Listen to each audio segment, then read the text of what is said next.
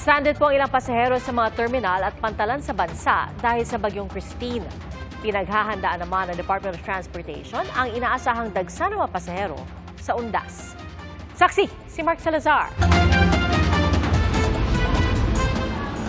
Maaga nagpunta sa Manila North Port si Annalyn. Sa loob kasi ng 17 taon, unang pagkakataon sana niyang makakauwi sa Cebu.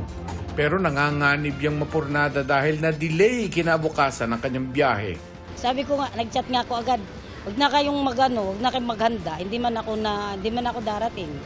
Ayon sa DOTR at Philippine Ports Authority, operational ang lahat ng pantalan pero tinatayang hanggang 110 million pesos ang danyo sa mga ito. Nasa 3,500 naman ang stranded na mga pasahero, rolling cargo at bangka sa mga pantalan, ayon sa NDRRMC at Office of Civil Defense.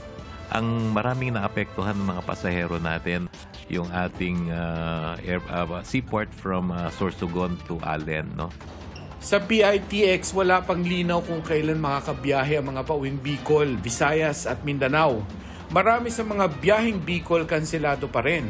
Ayon sa DPWH, mula sa halos 100 saradong daan noong October 22 sa kasagsagan ng bagyo, 13 na lang ang mga kalsadang sarado at inaayos. Pinaghahandaan naman ng DOTR ang inaasahang dagsa ng mga pasahero sa undas. 1.5 million ang tansya nilang pasaherong babiyahe ng bus, 3 milyon naman sa paliparan at pantalan.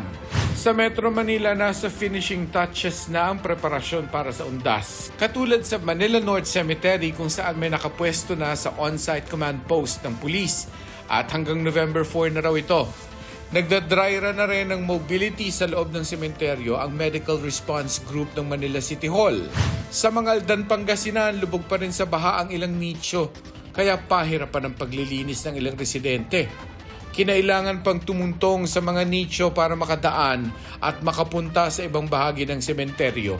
Problema rin hanggang ngayon ang naipong tubig sa ilang pampublikong sementeryo sa Davao City. Ayon sa Davao City Economic Enterprise, nag-request na sila ng submersible pump para higupin ang tubig. Para sa GMA Integrated News, ako si Mark Salazar, ang inyong saksi.